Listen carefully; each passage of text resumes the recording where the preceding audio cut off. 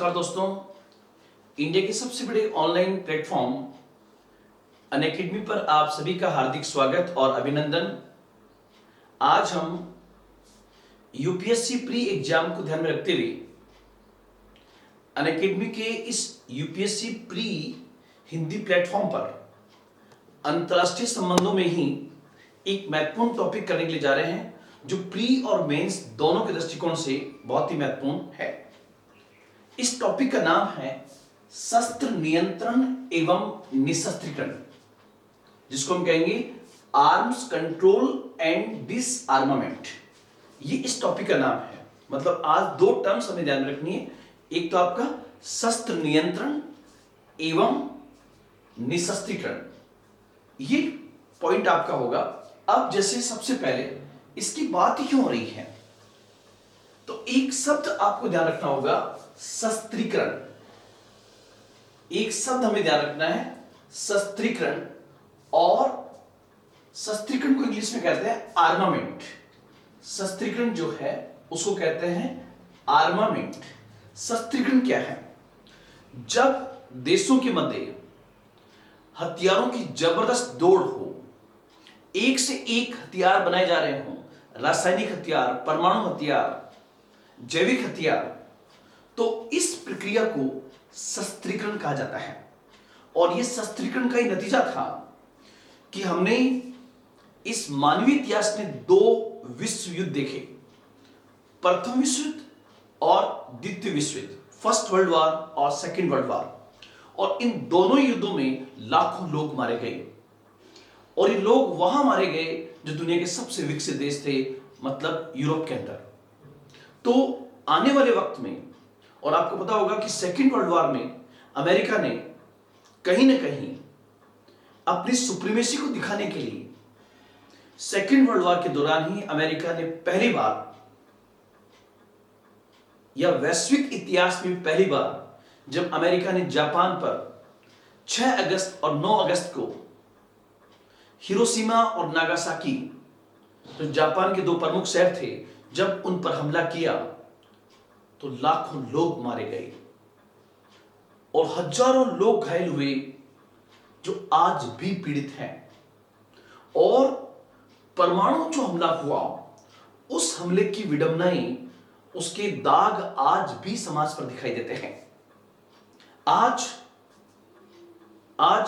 शस्त्रीकरण में सबसे बड़ा खतरा जो है वो परमाणु हथियारों का है, एटॉमिक वेपन्स का है।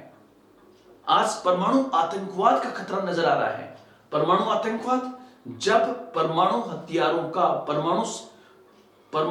का आतंकवादी संगठनों के पास पहुंचने की संभावना हो और उनके द्वारा प्रयोग करने की संभावना हो, तो इस प्रक्रिया को परमाणु आतंकवाद, एटॉमिक टेररिज्म के नाम से जाना जाता है। आज परमाणु आतंकवाद दुनिया के सामने एक बहुत बड़ा खतरा है। साथ ही साथ नॉर्थ कोरिया, जो कि गैर जिम्मेदार देश है, वो भी परमाणु आतंकवाद के लिए एक बड़ा खतरा है। मध्य पूर्व में जिस प्रकार इजराइल और ईरान के बीच में तनाव बढ़ रहा है, दक्षिण एशिया में भारत और पाकिस्तान के बीच का तनाव, हिंद प्रशांत महासागर में चल रहा तनाव, अमेरिका और ईरान के बीच में चल रहा तनाव, कहीं ना कहीं शस्त्रीकरण की होड़ को बढ़ावा देता है। इसलिए मानवीय इतिहास की सबसे बड़ी सफलता होगी अगर ये तमाम देश मिलकर इन शस्त्रों को रोकने का प्रयास करें, इनकी उत्पादन पर नियंत्रण करें, भविष्य में बनने वाले हथियारों पर नियंत्रण करें। तो इस प्रक्रिया को निशस्त्रीकरण कहा जाता है, डिसआर्मामेंट कहा जाता है। और डिसआर्मामेंट, निशस्त्रीकरण का सबसे पहले प्रयोग जो है वो फर्स्ट वर्ल्ड वॉर में अमेरिकी राष्ट्रपति वुड्रो विल्सन ने किया था। और वुड्रो विल्सन ने फर्स्ट वर्ल्ड वॉर के दौरान 14 पॉइंट प्रोग्राम प्रस्तुत किया था। और उस 14 पॉइंट प्रोग्राम के माध्यम से उन्होंने सबसे पहले निशस्त्रीकरण को अंतरराष्ट्रीय स्तर पर प्रसिद्धि दिलाई थी। आज हम इस चैप्टर को क्यों पढ़ने जा रहे हैं, तो उसके पीछे कारण है। एनएसजी क्या है, न्यूक्लियर सप्लायर ग्रुप क्या है, और भारत इसका मेंबर क्यों बनना चाहता है। आईएईए क्या है और इसने परमाणु हथियारों को रोकने में किस प्रकार से मदद की है। एनपीटी क्या है और भारत ने इस पर साइन क्यों नहीं किए। सीटीबीटी क्या है और भारत ने इस पर सिग्नेचर क्यों नहीं किए। अमेरिका और ईरान के बीच परमाणु द्वंद्व क्यों चल रहा है। अमेरिका ने ईरान पर पुनः प्रतिबंध क्यों लगाए हैं। साथ ही साथ हाल ही में भारत वासेनार व्यवस्था ऑस्ट्रेलिया समूह एमटीसीआर जैसे समूह का सदस्य बना है, इसलिए वहां से भी आपका प्रश्न पूछा जा सकता है। तो आज हम प्री के पॉइंट से, जब मेंस की क्लास होगी तब ध्यान रखना इसी के हर पॉइंट को हम काफी डिटेल में लेके जाएंगे। अभी चूंकि विशेष रूप से ये प्री ओरिएंटेड क्लासेस चल रही है, इसलिए जितनी आवश्यकता आपको है उसी के अनुरूप आपको सप्लाई की जाएगी। जब मेंस का एग्जाम होगा, वो चाहे आपका सिविल सर्विसेज में यूपीएससी लेवल का हो या फिर स्टेट पीसीएस का हो, तो उस हिसाब से हम उसको अलग से करेंगे। आज जैसे सबसे पहले मैंने कहा आपसे यह पूछे कि शस्त्र नियंत्रण किसे कहते हैं। एक शब्द आएगा आर्म्स कंट्रोल किसे कहते हैं, शस्त्र नियंत्रण। और यहां पर मैंने उसकी परिभाषा लिखने का प्रयास आपके सामने किया है, आप चाहें तो इसका स्क्रीनशॉट ले सकते हैं। शस्त्र नियंत्रण, और शस्त्र नियंत्रण को इंग्लिश में कहा जाता है आर्म्स कंट्रोल। शस्त्र नियंत्रण को इंग्लिश में कहा जाता है आर्म्स कंट्रोल। और आर्म्स कंट्रोल जो है वो क्या है कि भविष्य के हथियारों के उत्पादन के नियंत्रण की प्रक्रिया एवं संकल्पना, जिससे शस्त्रीकरण की होड़ पर नियंत्रण लगाया जाता है, उसे शस्त्र नियंत्रण कहलाता है। तो ध्यान रखना आप लोग, यदि कोई भी देश भविष्य के हथियारों के उत्पादन के नियंत्रण की प्रक्रिया, अगर कोई भी देश भविष्य के हथियारों के उत्पादन की प्रक्रिया पर नियंत्रण लगाता है या इस संकल्पना पे काम करता है ताकि शस्त्रीकरण की होड़ को कम किया जा सके या उस पर नियंत्रण लगाया जा सके, तो इस प्रक्रिया को, इस संकल्पना को शस्त्र नियंत्रण कहा जाता है। शस्त्र नियंत्रण जो है, बेसिकली ये कॉन्सेप्ट जो जुड़ा हुआ है वो भविष्य के हथियारों के उत्पादन के साथ जुड़ा हुआ है। और निशस्त्रीकरण जो होगा उसमें आप देखोगे निशस्त्रीकरण शब्द जो है वो होगा हिंसा के उपयोग में आने वाली सभी अस्त्र शस्त्र का उन्मूलन, अर्थात शस्त्रीकरण पर रोक और नियंत्रण की करने की प्रक्रिया निशस्त्रीकरण कहलाती है। वापस मैं रिपीट कर रहा हूं, आप उसका स्क्रीनशॉट भी ले सकते हैं। शस्त्रीकरण की ठीक विपरीत प्रक्रिया को निशस्त्रीकरण कहा जाता है। यदि कोई भी देश अपने अस्त्र शस्त्र का उन्मूलन करता है और भविष्य में बनने वाले हथियारों के उत्पादन की संकल्पना को भी समाप्ति की ओर ले जाता है, तो यह प्रक्रिया भी निशस्त्रीकरण कहलाती है। मतलब शस्त्र नियंत्रण और निशस्त्रीकरण दोनों आपस में जुड़े हुए हैं। जहां शस्त्रीकरण भविष्य के उत्पादन से संबंधित है, वहीं दूसरी ओर निशस्त्रीकरण जो हमारे पास मौजूद हथियार है, यदि उसका हम उन्मूलन करते हैं और भविष्य में भी उसको त्यागने की बात करते हैं, तो यह प्रक्रिया जो है वो निशस्त्रीकरण कहलाती है। सबसे पहले हथियारों की दौड़ को बढ़ावा देना कहलाएगा शस्त्रीकरण। भविष्य के हथियारों के उत्पादन पर नियंत्रण शस्त्र नियंत्रण होगा। और निशस्त्रीकरण अस्त्र शस्त्रों का उन्मूलन निशस्त्रीकरण कहलाएगा। लेकिन वास्तविकता में निशस्त्रीकरण की जो एग्जैक्टली परिभाषा है उसके अनुरूप तो काम नहीं किया जा सकता। क्यों? क्योंकि अगर हम तमाम प्रकार के हथियारों को समाप्त कर देंगे तो उस स्थिति में एक राज्य की आंतरिक व्यवस्था के लिए वह लॉ एंड ऑर्डर कैसे बनाएगा। कानून व्यवस्था कैसे बनाएगा। इसलिए आप जब इसकी परिभाषा दें तो ये ध्यान रखें, व्यवहारिक संदर्भ में इसका अर्थ है किसी देश की आंतरिक कानून व्यवस्था को ध्यान में रखते हुए एवं उसकी राष्ट्रीय सुरक्षा कि कुछ बिंदुओं को ध्यान में रखते हुए अस्त्र शस्त्र का उन्मूलन निशस्त्रीकरण कहलाता है। और यहां पर यह भी ध्यान रखें, जितने विचारक हुए हैं, जितने इतिहासकार हुए हैं और राजनीतिक विज्ञान के जितने एक्सपर्ट्स हुए हैं, उनमें इसकी परिभाषा अलग अलग है। लेकिन यहां पर आप सिर्फ ये सामान्य परिभाषा जो आपके एनसीईआरटी में दी गई है उसको आप ध्यान में रखेंगे। एक चीज आपको दिक्कत आ सकती है कि सर अस्त्र शस्त्र में क्या अंतर है, तो बस इतना डिफरेंस ध्यान रखना। अस्त्र में, अस्त्र मतलब ए से स्टार्ट हो रहा है, ASTR अस्त्र, और ए से बनता है एयर, हवा। वे हथियार जो हवा में चलाए जाते हैं वो कहलाएंगे अस्त्र, और वे हथियार जो हाथ में लेकर चलाए जाते हैं जैसे तलवार, वो कहलाएंगे शस्त्र। तो अस्त्र और शस्त्र का ये बेसिक डिफरेंस ये वाला है। अब उसके आगे बढ़े और एक क्वेश्चन, सबसे पहले आप इसका एक पूरे का स्क्रीनशॉट लें क्योंकि मैं उसको काफी डिटेल में आगे कराऊंगा। तो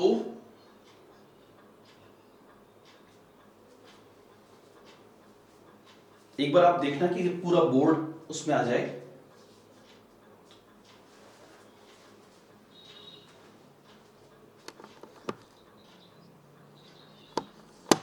तो अब इसके आगे हम देखें,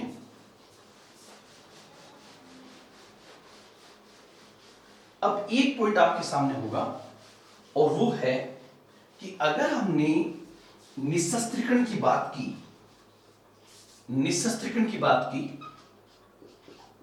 और निशस्त्रीकरण क्या है, अस्त्र शस्त्रों का उन्मूलन।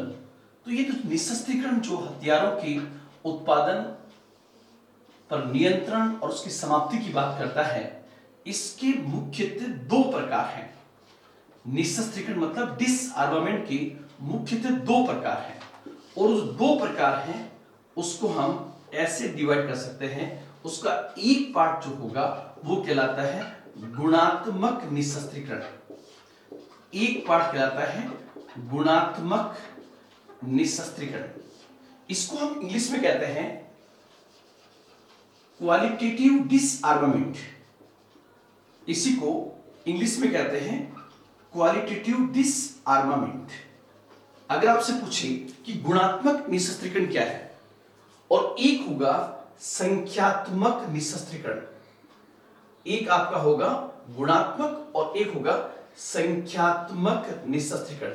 और जो संख्यात्मक निशस्त्रीकरण है इसको कहते हैं क्वांटिटेटिव डिसआर्मामेंट, क्वांटिटेटिव डिसआर्मामेंट। ये दोनों टर्म्स आप ध्यान में रखोगे, और ये अभी लेटेस्ट एक मेंस के एग्जाम में शॉर्ट नोट में पूछा गया था और एक बार बहुत पहले प्री में पूछा गया था।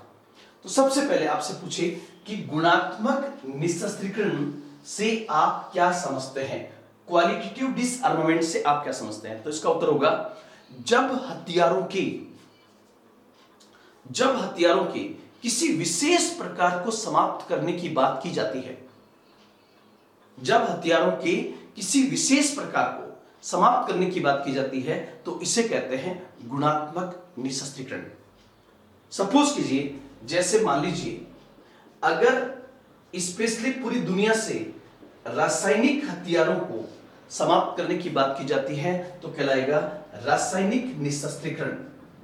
अगर हम केमिकल वेपन्स को समाप्त करने की बात करते हैं तो कहलाएगा रासायनिक निशस्त्रीकरण, केमिकल डिसआर्मामेंट। और अगर हम पूरी दुनिया से जैविक हथियारों को समाप्त करने की बात करते हैं तो कहलाएगा जैविक निशस्त्रीकरण, वो कहलाएगा आपका बायोलॉजिकल डिसआर्मामेंट। जैसे सपोज कीजिए अभी ये जांच का विषय, ये अध्ययन का विषय है और ये गौर करने का विषय है कि कहीं कोविड-19 एक जैविक हथियार तो नहीं है। बहुत सारी एजेंसियां इसकी जांच कर रही हैं कि कोरोना वायरस जो है ये कहीं चीन द्वारा तैयार किया गया एक जैविक हथियार तो नहीं है। और यहां पर आप लोग ध्यान रखें, जब पूरी दुनिया से जैविक हथियारों को समाप्त करने की बात की जाती है तो कहलाएगा बायोलॉजिकल डिसआर्मामेंट, जैविक निशस्त्रीकरण। अगर पूरी दुनिया से रासायनिक हथियारों को समाप्त करने की बात की जाती है तो कहलाता है रासायनिक निशस्त्रीकरण। और अगर पूरी दुनिया से परमाणु हथियारों को समाप्त करने की बात की जाए तो कहलाएगा परमाणु निशस्त्रीकरण। वो कहलाएगा परमाणु निशस्त्रीकरण, परमाणु निशस्त्रीकरण। तो आप लोग ध्यान रखना, आपसे क्वेश्चन ऐसे पूछा जा सकता है कि गुणात्मक निशस्त्रीकरण, क्वालिटेटिव डिसआर्मामेंट से आप क्या समझते हैं। जब वैश्विक स्तर पर हथियारों के किसी विशेष प्रकार को पूरी तरह से समाप्त करने की बात की जाती है तो इस प्रक्रिया को एवं इस संकल्पना को गुणात्मक निशस्त्रीकरण कहा जाता है। इसको कहेंगे क्वालिटेटिव डिसआर्मामेंट। जैसे रासायनिक हथियारों को समाप्त करने की प्रक्रिया रासायनिक निशस्त्रीकरण, जैविक हथियारों को समाप्त करने की प्रक्रिया जैविक निशस्त्रीकरण, परमाणु हथियारों को समाप्त करने की प्रक्रिया परमाणु निशस्त्रीकरण। और इसी प्रकार से आपका प्रीमियर क्वेश्चन कैसे बनेगा, निम्नलिखित में से कौन से गुणात्मक निशस्त्रीकरण के अंतर्गत आते हैं। नंबर 1 रासायनिक निशस्त्रीकरण, नंबर 2 जैविक निशस्त्रीकरण, नंबर 3 परमाणु निशस्त्रीकरण। सही कूट है A12, B123, C23, D केवल 3। तो उत्तर होगा 1 2 3। ऐसा क्वेश्चन भी आपसे पूछा जा सकता है। तो ये कहलाएगा आपका गुणात्मक निशस्त्रीकरण। अब दूसरा पॉइंट आप समझे, निशस्त्रीकरण का एक दूसरा प्रकार है जिसको हम कहते हैं संख्यात्मक निशस्त्रीकरण, जिसको हम कहते हैं क्वांटिटेटिव डिसआर्मामेंट। ये क्वांटिटेटिव डिसआर्मामेंट क्या है, तो इसको हम समझे।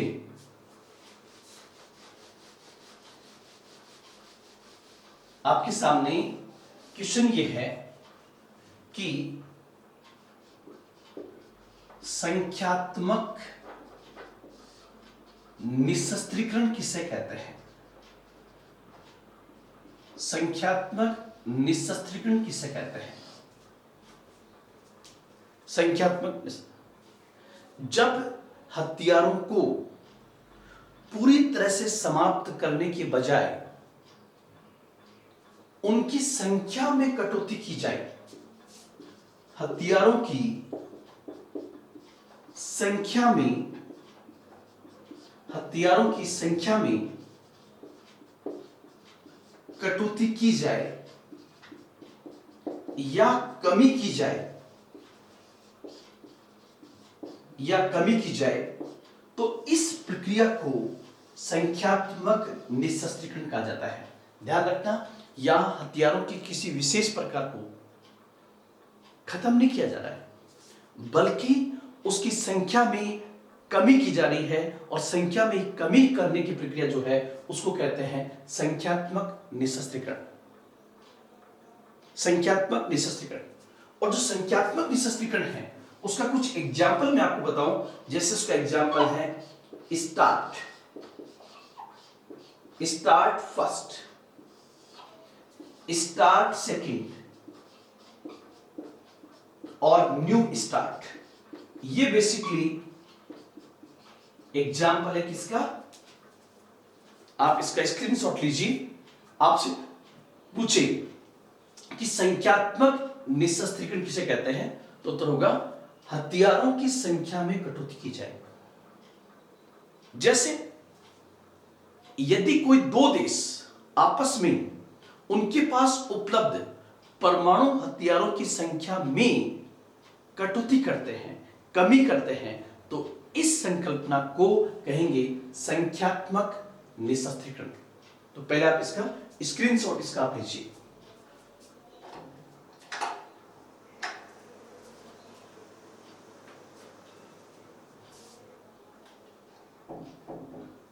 इसको कहेंगे संख्यात्मक निःशस्त्रीकरण। अब उसका एग्जाम्पल आप देखिए, स्टार्ट फर्स्ट, स्टार्ट सेकंड और न्यू स्टार्ट। अब आपके दिमाग में आएगा सर ये स्टार्ट फर्स्ट, स्टार्ट सेकंड और न्यू स्टार्ट क्या है? तो आप देखिए, सबसे पहले एक आपको समझना पड़ेगा कि दुनिया में सबसे पहले जो परमाणु हथियार आए वो सबसे पहले आए दो देशों के पास, और वो दो देश थे अमेरिका और यूएसएसआर, यूएसए और यूएसएसआर। और ये दुनिया में दो महाशक्तियां थी, और इन्होंने आपस में एक दूसरे को प्रतिसंतुलित करने के लिए बहुत बड़े स्तर पर परमाणु हथियारों का निर्माण किया। और इनके बीच में 1945 से लेकर 1990 तक लगातार एक वार चला, जिसे इतिहास में कोल्ड वार के नाम से जानते हैं, जिसको हम शीत युद्ध कहते हैं। और शीत युद्ध के उस पीरियड में इन दोनों ने अपने बड़े बड़े समूह तैयार किए और व्यापक स्तर पे एटॉमिक वेपन्स का निर्माण किया। लेकिन 1990 के आसपास इन दोनों को यह बात समझ में आ गई कि अगर इस वैश्विक व्यवस्था को बचाना है तो परमाणु हथियारों की संख्या में कमी करनी होगी। इसलिए अमेरिका और यूएसएसआर के बीच में 1991 में पहली संधि हुई, जिसे स्टार्ट फर्स्ट के नाम से जानते हैं। कई जगह स्टार्ट भी लिखा हुआ है, इसका मतलब होगा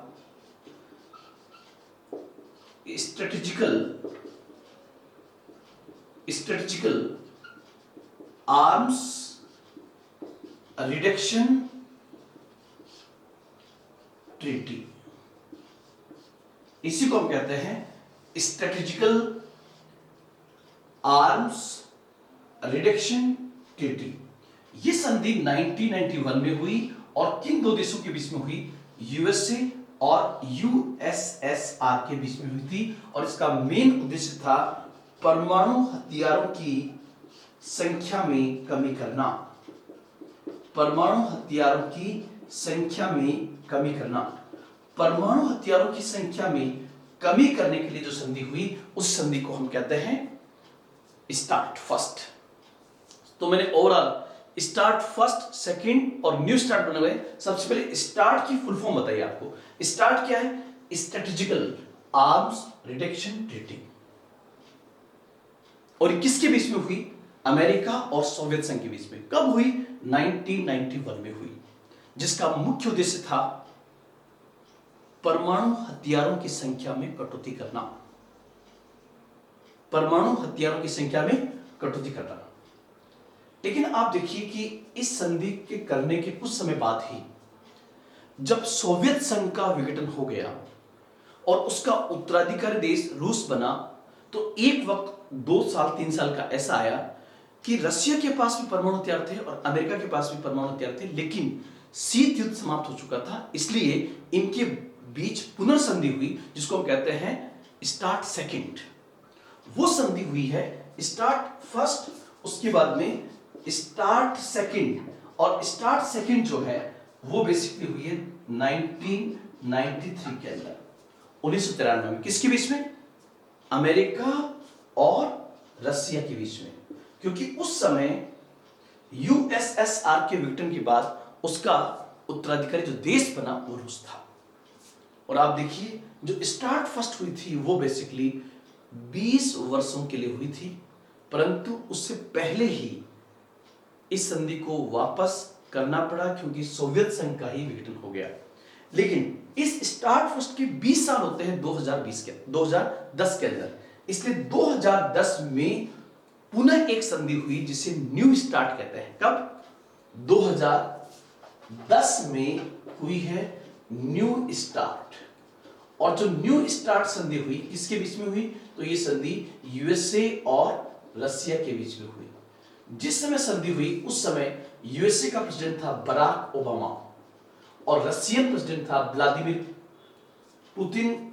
शायद उस टाइम पुतिन या मेदवेदेव में से कोई था। तो ये संधि उस समय हुई थी। तो ये ध्यान रखना, न्यू स्टार्ट। और न्यू स्टार्ट का उद्देश्य भी परमाणु हथियारों की संख्या में कटौती करना है। तो मैंने काफी डिटेल में आपको समझाया। सबसे पहले शस्त्र नियंत्रण, उसके बाद निशस्त्रीकरण, उसके बाद निशस्त्रीकरण के दो प्रकार, पहला गुणात्मक निशस्त्रीकरण क्वालिटेटिव डिसआर्मामेंट, और दूसरा होगा संख्यात्मक मतलब क्वांटिटेटिव डिसआर्मामेंट। और क्वांटिटेटिव डिसआर्मामेंट का एग्जांपल है स्टार्ट फर्स्ट, स्टार्ट सेकंड और new start is the example of quantitative डिसआर्मामेंट। तो ये इसमें आएंगे। अब हम आगे बढ़ते हैं।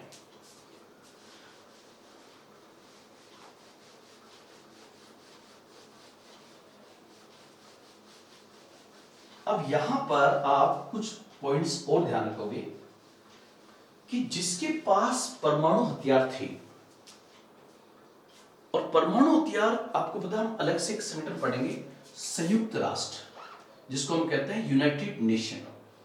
इस यूनाइटेड नेशन में 1945 से ही 5 देश ऐसे हैं जिन्हें 5P कहा जाता है, जो सुरक्षा परिषद के स्थायी सदस्य भी है। उन्हें वीटो पावर भी कहा जाता है। ये वीटो पावर क्या होते हैं, इसको हम अलग से पढ़ेंगे। बस आप यहां पे ध्यान रखिए कि 1945 में जो यूनाइटेड नेशन बना था, उस यूनाइटेड नेशन के जो 5 स्थायी सदस्य थे सुरक्षा परिषद के, जिन्हें 5P भी कहते हैं और जिन्हें 5 वीटो पावर भी कहते हैं, वो 5 जो है अमेरिका, दूसरा आज की तारीख, उस समय नाम था यूएसएसआर, आज की तारीख में नाम है रसिया, थर्ड जो है, तीसरा या पहले यूएसए, दूसरा ब्रिटेन, तीसरा फ्रांस, चौथा रसिया और पांचवा चाइना। ये बेसिकली सुरक्षा परिषद के स्थायी सदस्य हैं और दुनिया में इन्हें 5P के नाम से भी जाना जाता है, 5 पावर के नाम से भी जाना जाता है। अब सबसे पहले जब अमेरिका के पास परमाणु हथियार आ गए और अमेरिकी परमाणु हथियारों से सबसे अधिक खतरा रूस को था, मतलब उस समय के सोवियत संघ को था, तो जल्दी ही सोवियत संघ ने भी ये हथियार तैयार कर लिए। अब ये तीनों पूंजीवादी देश हैं और चूंकि अमेरिका से पहले दुनिया की सुपर पावर ब्रिटेन और फ्रांस थी और बाद आज की तारीख में अमेरिका के साथ रहते हैं हमेशा ब्रिटेन और फ्रांस, इसलिए आप देखिए 3 देश ऐसे जिनके पास लगभग 1960 के दशक तक ही परमाणु हथियार आ गए। ये परमाणु संपन्न देश हैं, परमाणु संपन्न देश हैं।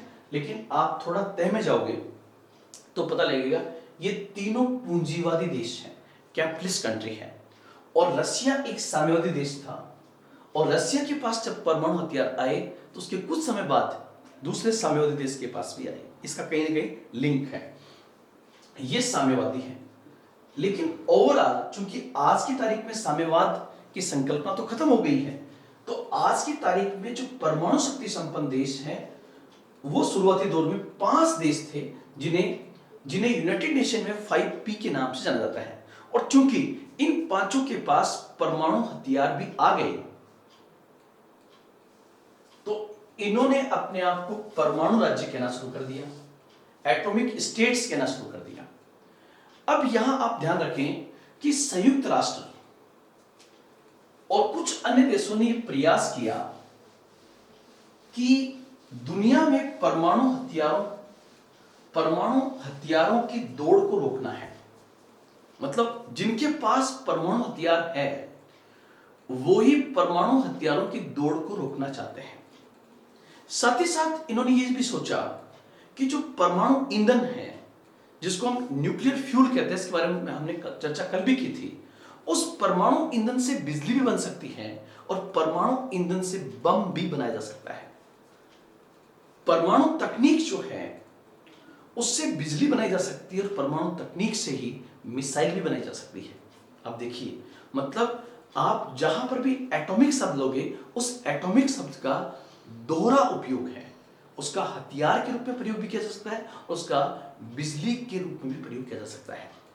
अब मान लीजिए कोई भी एक देश दूसरे देश को परमाणु ईंधन देता है, न्यूक्लियर फ्यूल देता है, तो पूरी संभावनाएं होगी कि वो देश ईंधन ऊर्जा के नाम पर ले और उसका बम बना सकता है। इसलिए इन देशों ने सोचा कि कोई ऐसी संस्था होनी चाहिए जो अंतर्राष्ट्रीय स्तर पर परमाणु ऊर्जा का उपयोग सुनिश्चित कर सके। इसके लिए जिस संस्था को हम अंतर्राष्ट्रीय स्तर पर जानते हैं उसे ही कहते हैं IAEA, जिसका पूरा नाम है अंतर्राष्ट्रीय परमाणु ऊर्जा एजेंसी या अभिकरण। इसी को इंग्लिश में कहते हैं इंटरनेशनल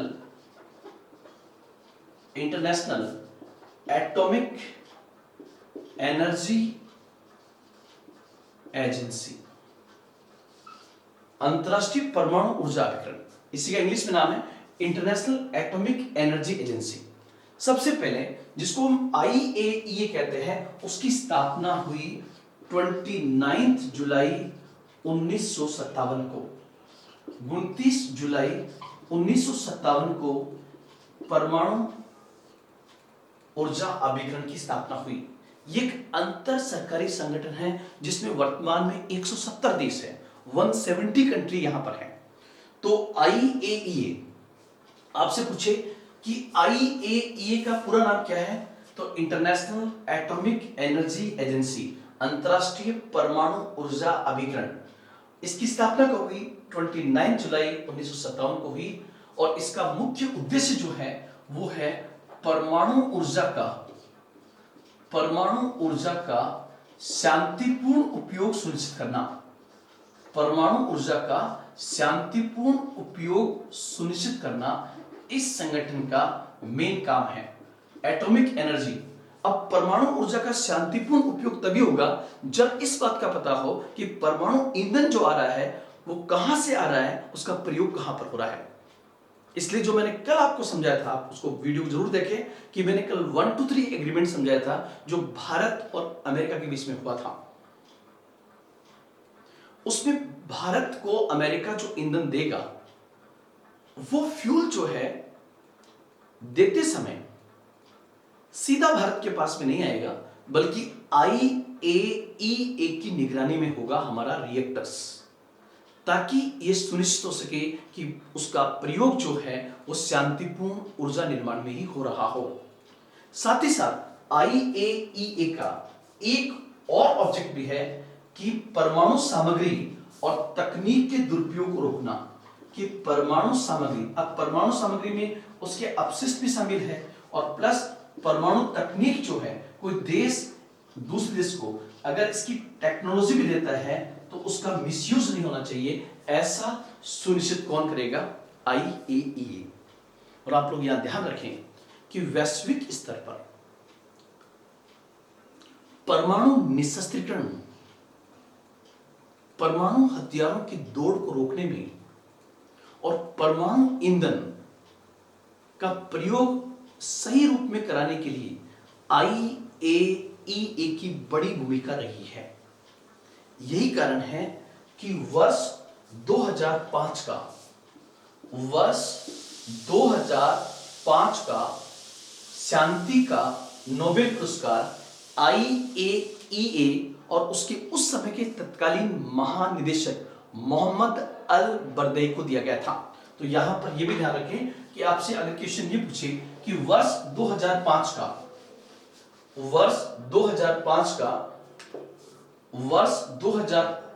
का शांति का नोबेल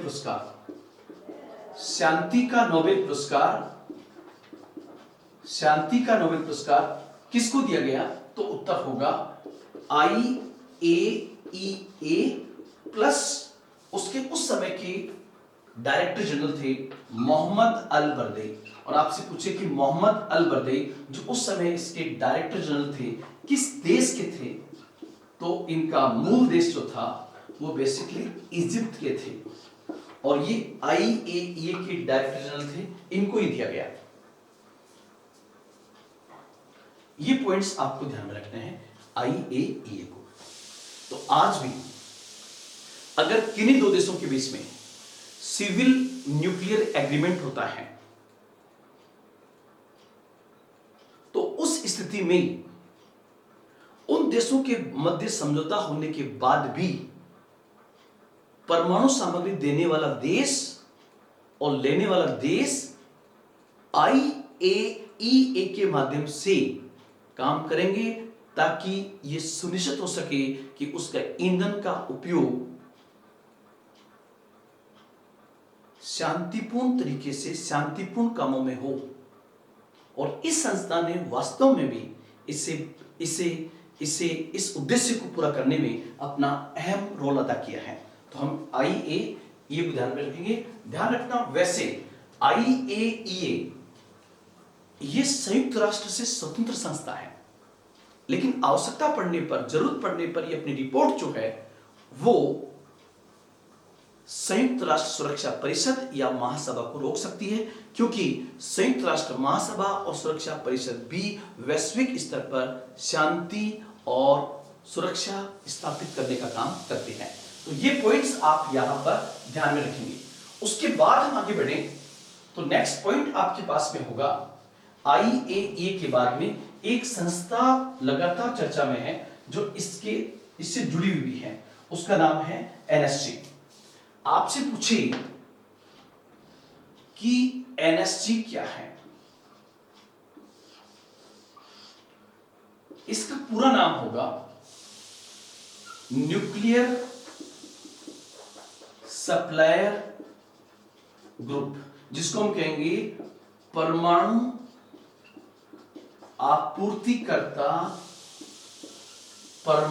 आपूर्तिकर्ता समूह। इस संस्था का पूरा नाम होगा। इसकी स्थापना, NSG की स्थापना 1974 में हुई। इसकी स्थापना जो है वो 1974 में हुई, 1974 में हुई इसकी स्थापना। और इसकी स्थापना लंदन में इसकी स्टार्ट हुई थी, इसलिए इसे लंदन समूह भी कहा जाता है। It is also known as London group. NSG को लंदन ग्रुप भी कहा जाता है। और तीसरा, ये बेसिकली उन देशों का समूह है जो परमाणु ईंधन और परमाणु तकनीकी के निर्यात में अपना अहम स्थान रखते हैं। इसलिए NSG का मुख्य उद्देश्य जो है उसका भी लगभग उद्देश्य वही है जो IAEA का है, लेकिन चूंकि ये विशेष रूप से परमाणु आपूर्ति करने वाले देशों का समूह है, इसलिए ये परमाणु ईंधन, परमाणु सामग्री और परमाणु तकनीक के निर्यात और उसके विस्तार और उसके उपयोग को ध्यान में रखने वाली संस्था है। NSG एक 48 वर्तमान में 48 कंट्रीज में है, 48 देशों का समूह है ये, 48 कंट्रीज का, जो पूरी दुनिया में परमाणु ईंधन के निर्यात पर और परमाणु सामग्री के विस्तार पर और उसके पुनरुपयोग पर बेहतर नियंत्रण रखने वाली संस्था है। इसका ऑफिशियली कोई हेडक्वार्टर नहीं है, लेकिन ये पूरी दुनिया में चल रहे परमाणु कार्यक्रमों से कहीं ना कहीं जुड़ी हुई है। जैसे भारत और अमेरिका के बीच में जो 123 एग्रीमेंट हुआ, वो 123 एग्रीमेंट का धरातल पर सही इंप्लीमेंटेशन तभी हो सका जब भारत और यूएस के बीच समझौता होने के बाद IAEA और NSG ने अनुमति प्रदान की। यहां पर यह ध्यान रखें कि आपका क्वेश्चन ये हो सकता है कि सर वर्तमान में NSG चर्चा में क्यों है, तो उसका उत्तर होगा कि भारत अमेरिका से 123 एग्रीमेंट करने के बाद कहीं ना कहीं भारत इस बात के लिए सर्टिफाइड हुआ है कि भारत एक जिम्मेदार देश है और भारत चाहता है कि वह भी NSG का सदस्य बने। लेकिन वैश्विक स्तर पर चाइना और पाकिस्तान ने एक ऐसी मुहिम चला रखी है कि भारत इसका सदस्य नहीं बनना चाहिए। स्पेशली चीन का कहना है कि चूंकि भारत ने 2 महत्वपूर्ण संधियां, जिसको हम पढ़ने जा रहे हैं, परमाणु अप्रसार संधि, जिसको हम कहते हैं NPT, और व्यापक आणविक परीक्षण प्रतिबंध संधि, जिसको हम कहते हैं CTBT, अर्थात भारत ने NPT और CTBT पर साइन नहीं किए हैं, इसलिए भारत को एनएसजी का सदस्य नहीं बनाया जाना चाहिए, ये कुछ देश कहते हैं, जिसका नेतृत्व चीन कर रहा है। जबकि रूस, अमेरिका जैसे देश चाहते हैं कि भारत को इसमें शामिल किया जाए। तो चीन कहता है कि क्योंकि भारत ने एनपीटी और सीटीपीटी पर साइन नहीं किए हैं, इसलिए भारत को सदस्यता नहीं दी जा सकती। तो फिर मुद्दा आएगा कि भारत का तर्क क्या होगा। भारत का तर्क होगा कि भारत एक जिम्मेदार देश है। भारत ने कभी भी परमाणु हथियारों का कहीं पर निर्यात नहीं किया है। भारत ने परमाणु तकनीक को अपने देश तक संजो के रखा है और भारत के परमाणु हथियारों का उद्देश्य न्यूनतम परमाणु प्रतिरोधक क्षमता को बनाए रखना है, ताकि सुरक्षा के समय उसका उपयोग कर सके। 123 एग्रीमेंट करते समय अमेरिका ने भी माना है